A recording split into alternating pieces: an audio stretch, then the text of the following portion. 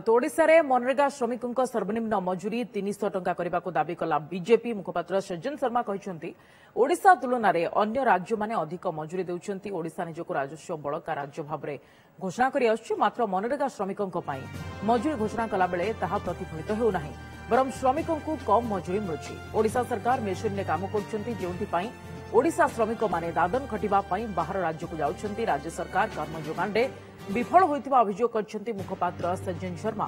सेबडे BJP अभियोग नहीं राज्य सरकार पक्षरु प्रतिक्रिया मिल पारि नाही।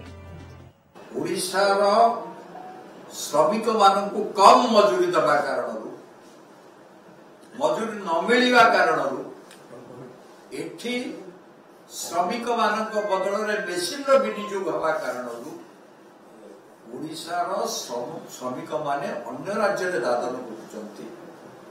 ओडिशा सरकार सेमान को कर्म जोगाण रे विफल होइछि।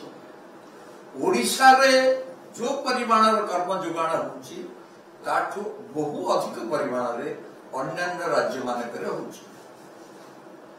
माने उभय कथा ओडिशा ठारू अधिक मजूरी वृद्धि करिसथि भिन्न सरकार माने। ओडिशा रु अधिक कर्म जोगाण मध्य अन्य राज्य माने करछन।